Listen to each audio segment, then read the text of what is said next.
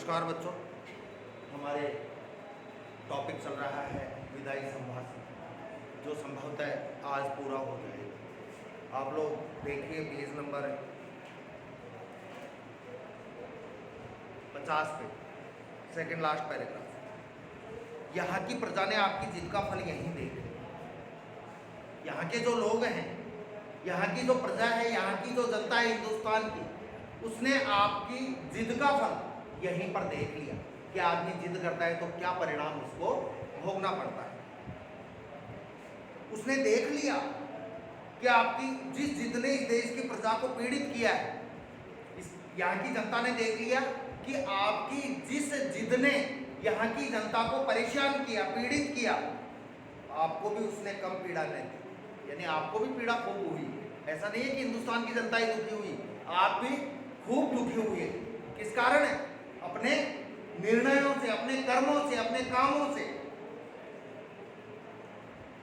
यहां तक कि आप स्वयं उसका शिकार हुए। यहां की प्रजा वह प्रजा है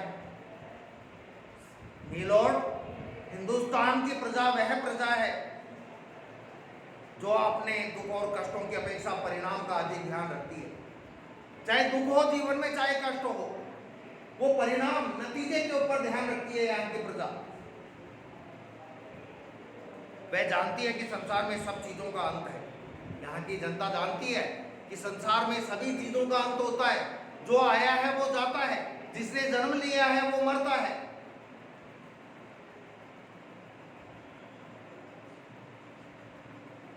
दुख का समय भी एक दिन निकल जाएगा। व्यक्ति के जीवन में दुख आता है और दुख का समय भी एक दिन धीरे धीरे व्यतीत हो जाता है। तो जनता ने यही सोचा कि लॉर्ड कर्जन का समय, शासनकाल एक दिन बीत जाएगा। इसी से सब दुखों को झेलकर, पराधीनता सहकर भी वह जीती है। पराधीनता, गुलामी सहन करके भी यहाँ की जनता जिंदा रही, जीवित रही, क्योंकि यहाँ की जनता जानती थी कि एक दिन ये समय व्यतीत हो जाएगा, बीत जाएगा। माय लॉर्ड, इस कृतज्ञता की भूमि की महिमा आपने कुछ न समझी। यहाँ की जो भूमि है वो कृतज्ञ है। दो शब्द होते हैं, एक तो कृतज्ञ और एक कृतज्ञ।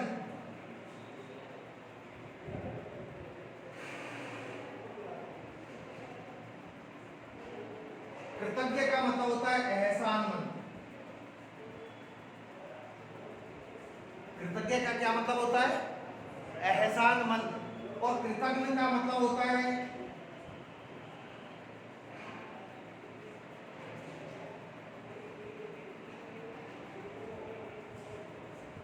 एहसान फरामोश। मतलब इसका मतलब, कृतज्ञ का मतलब एहसान को मानने वाला। कृतज्ञ का मतलब एहसान को मानने वाला। कृतज्ञ का मतलब एहसान को न मानने वाला। कोई, हमने किसी का के ऊपर कोई भला किया, किसी का कोई एहसान किया और वो हमारे एहसान को नहीं माने, क्या कहेंगे हम कि तू तो क्या हो गया? एहसान फरामोश हो गया। सही ये वाला आएगा।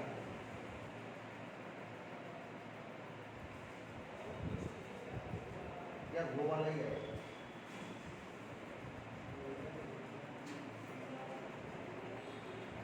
तो आपने यहाँ की भूमिका, कृतज्ञता को नहीं समझी। आपको इस भूमि के ऊपर, भारत के ऊपर, ये आपको ये मानना चाहिए था कि कृतज्ञ होना चाहिए था।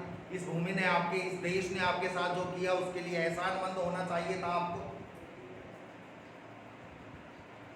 लेकिन आपने कुछ भी यहाँ की भूमि के महत्व को, महिमा को नहीं समझा, और न यहाँ की दीन प्रजा को, न यहाँ के दुखी लोगों को, न यहाँ की दुखी जनता के बारे में सोचा, और न यहाँ की दीन प्रजा की श्रद्धा भक्ति अपने साथ ले जा सके। वे अपनी श्रद्धा और भक्ति अपने साथ ले जा सकते। आपके जाने के बाद लोग ये कहते कि यार लॉर्ड कर्जन आदमी तो बहुत बढ़िया है। इसका बड़ा दुख है। इस देश के शिक्षितों को तो आप देखने की, आपने आंखों को, आपकी आंखों को ताब नहीं। इस देश के शिक्षितों की तरफ तो आपने कभी देखा ही नहीं। आपकी आंखों को आवश्यकता ही नहीं हुई कि अपनी आंखों से शिक्षित लोगों की तरफ देख के शिक्षा प्रणाली को सुधारते, शिक्षा व्यवस्था को दुरुस्त करते। आपने शिक्षा की तरफ तो कभी ध्यान दिया ही नहीं। न शिक्षा की तरफ ध्यान दिया, न शिक्षितों की तरफ, पढ़े लिखों की तरफ दिया। अनपढ़ गूंगी प्रजा के नाम कभी कभी आपके मुंह से निकल जाया करता है। अनपढ़ गूंगी प्रजा का नाम कभी कभी आप बोल देते थे, कभी कभी प्रजा के बारे में थोड़ा बहुत कभी कभार सोच लेते थे। उसी अनपढ़ प्रजा में, जिसको आप अनपढ़ समझते थे, इस भारत गंवार समझते थे इस देश के लोगों को, उसी अनपढ़ जनता में एक व्यक्ति हुआ, एक राजकुमार का गीत गाया जाता है। यही अनपढ़ जनता एक राजकुमार की चर्चा करती है, राजकुमार की का गीत गाती है, राजकुमार की प्रशंसा करती है। कौन था वो राजकुमार? एक बार अपनी विपद के कई साल सुल्तान ने नरवरगढ़ नाम के एक स्थान में काटे थे। एक राजकुमार था जिसका नाम था सुल्तान। क्या नाम था? सुल्तान। इस सुल्तान ने कौन सी जगह अपना दुख का समय काटा था?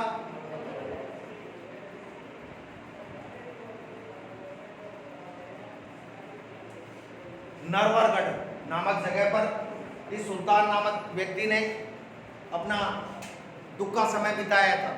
अपने संकट के काल में उसने यहाँ शरण पाई थी, नरवरगढ़ में रहा था वो। क्या करता था साहब वो राजकुमार? वहां चौकीदारी से लेकर, चौकीदारी छोटा काम माना जाता है, चौकीदारी के छोटे काम से लेकर एक ऊंचे पद तक काम करना पड़ा था। नीचे से लेकर ऊंचे पद तक काम किया था। किसने? राजकुमार सुल्तान ने। कौन सी जगह पर?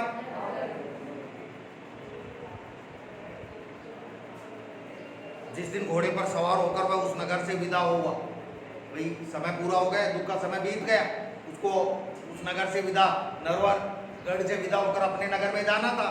तो जिस दिन वो घोड़े पर सवार होकर नरवरगढ़ से विदा हो रहा था, तो नगर द्वार से बाहर आकर नगर की तरफ, भाई जो मुख्य दरवाजा था नगर का, उस दरवाजे के बाहर आया और घोड़े से उतरकर दरवाजे के अंदर देखता हुआ बोला, नगर द्वार से बाहर आकर उस नगर को जिस रीति से उसने अभिवादन किया, जिस तरीके से उसने उस नगर को, नरवरगढ़ को अभिवादन किया, वह सुनिए। क्या राजकुमार था, क्या नरवरगढ़ था, क्या राजकुमार की भावना थी? प्यारे नरवरगढ़, मेरा प्रणाम है। ये प्यारे नरवरगढ़, तुमको मेरा प्रणाम। आज मैं तुझसे जुदा होता हूं, आज मैं तेरे से अलग हो रहा हूं, मैं यहां से जा रहा हूं। तू मेरा अन्नदाता है। अन्नदाता किसको कहते हैं? भाई जी, इतने दिन नरवरगढ़ ने इसको अन्न दिया था, तो इसका अन्नदाता हो गया कौन? ये तू मेरा नरवरगढ़, तू मेरा अन्नदाता है। अपने विपद के दिन मैंने तुझ में काटे हैं। अपने विपद के दिन, विपत्ति के दिन, संकट के दिन मैंने तेरे यहां बिताए हैं। तेरे ऋण का बदला मैं गरीब सिपाही नहीं दे सकता। तेरा जो ऋण है मेरे ऊपर, जो तुम्हारा कर्ज है, मैं गरीब आदमी, गरीब सिपाही तुम्हारा कर्ज नहीं चुका सकता। कोई व्यक्ति कभी मातृभूमि का, जन्मभूमि का कर्ज चुका सकता है क्या? कभी नहीं। मैं यहाँ नहीं इतने दिन रहा, तो मैं तेरे ऋण का बदला मैं गरीब सिपाही नहीं दे सकता। भाई नरवरगढ़, यदि मैंने जानबूझकर एक दिन भी अपनी सेवा में चूक की हो, यदि मैंने जानबूझकर एक दिन भी अपने काम में, एक दिन भी अपनी सेवा में चूक की हो, गलती की हो, तो यहाँ, और एक दिन भी चूक की हो मैंने अपनी सेवा में, अपने कर्म में, यहाँ की प्रजा की शुभ चिंता न की हो, और यहाँ की जो प्रजा है उसका कभी मैंने भला न चाहा हो, उसके शुभ की, अच्छाई की चिंता न की हो मैंने, यहाँ की स्त्रियों को अपनी माता और बहन की दृष्टि से न देखा हो, यहाँ की स्त्रियों को हमेशा अपनी माँ और बहन समझा मैंने, तो मेरा प्रणाम न ले। यदि मैंने यहाँ के लिए अच्छा नहीं किया तो मेरा प्रणाम स्वीकार मत कर भाई नरवरगढ़, और यदि मैंने यहाँ के लोगों के लिए, यहाँ की जनता के लिए अच्छा किया हो तो फिर मेरा प्रणाम है, स्वीकार कर ले। नहीं तो प्रसन्न होकर एक बार मेरा प्रणाम ले और मुझे जाने की आज्ञा दे। मतलब गांव से, नरवरगढ़ से जाने की आज्ञा मांगता है। ऐसे होते हैं यहाँ के लोग। माय लॉर्ड, जिस प्रजा में ऐसे राजकुमार का गीत गाया जाता है, यहाँ की जनता इस राजकुमार के, नर सुल्तान नाम था इसका, नर सुल्तान राजकुमार के गीत गाती है, क्योंकि वो अच्छा था, इसलिए उसके गीत गाती है। आप भी अच्छे होते तो आपके भी लोग बातें करते, गीत गाते, प्रशंसा करते उसके देश से। क्या आप भी चलते समय कुछ संभाषण करेंगे ऐसे देश से जिसमें नर सुल्तान जैसे राजकुमार हुए, लोग हुए? ऐसे देश से आप भी आप जाओगे तो क्या आप भी उस राजकुमार की तरह इस देश से जाने की आज्ञा मांगोगे?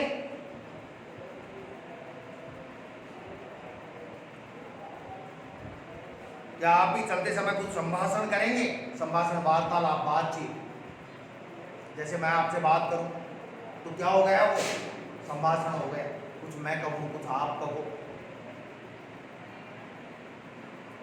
क्या आप कह सकेंगे कि क्या आप इस देश से कह सकेंगे क्या जाते समय, जैसे उस नर सुल्तान राजकुमार ने नरवरगढ़ से कहा था, क्या आप इस देश से कह सकेंगे क्या कि अभागे भारत, मैंने तुझसे सब प्रकार का लाभ उठाया और तेरी बदौलत वह शान देखी, तेरे कारण ही मैंने शान देखी, शानो शौकत की जिंदगी जिया, सोने की कुर्सी पे बैठता था, सबसे आगे मेरा हाथी होता था, खूब मैंने सम्मान पाया, खूब ऐश्वर्य भोगे, ऐश की, तेरी बदौलत मैंने वह शान देखी। तो जो इस जीवन में असंभव है, जो शान मैं देख चुका हूं, जो सम्मान मैं भोग चुका हूं, जो सुख मेरे को मिल चुके हैं, वो आगे के जीवन में लगभग असंभव है। तूने मेरा कुछ नहीं बिगाड़ा हे भारत, तूने मेरा कुछ नहीं बिगाड़ा, पर मैंने तेरे बिगाड़ने में कुछ कमी नहीं की। तूने तो मेरा कुछ नहीं बिगाड़ा भारत, लेकिन तेरे को बिगाड़ने में मैंने कोई कोर कसर नहीं छोड़ी, कोई कमी नहीं छोड़ी। संसार के सबसे पुराने देश, समुद्र का चिन्ह है ये, संसार के सबसे प्राचीन देश कौन? भारत। जब तक मेरे हाथ में शक्ति थी, तेरी भलाई की इच्छा मेरे जी में नहीं। जब मैं शक्तिमान था, जब मेरे हाथ में ताकत थी, जब मैं यहाँ पर वायसराय था, तो मैंने तेरे लिए कुछ भी नहीं किया, तेरी भलाई के लिए, तेरी अच्छाई के लिए। तेरी भलाई की इच्छा मेरे जी में नहीं थी। अब कुछ शक्ति नहीं है, अब मैं वायसराय नहीं हूँ, अब मेरे पास कोई अधिकार नहीं है और जो तेरे लिए कुछ कर सकूं, पर आशीर्वाद करता हूँ कि तू फिर उठे। फिर भी मैं यही शुभकामना कर देता हूँ तेरे को कि हे भारत, तू फिर उठे और अपने प्राचीन गौरव और यश को फिर से प्राप्त करे। मेरे बाद आने वाले तेरे गौरव को समझे, मेरे बाद जो भी शासक आएंगे, जो भी वायसराय बनकर आएंगे, वो तेरे गौरव को, तेरे महत्व को, तेरे मान सम्मान को समझे।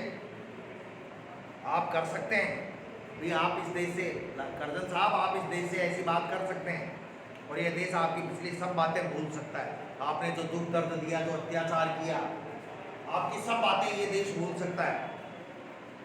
पर इतनी उदारता माय लॉर्ड में कहा, लेकिन आपका इतना उदार कहाँ हुआ?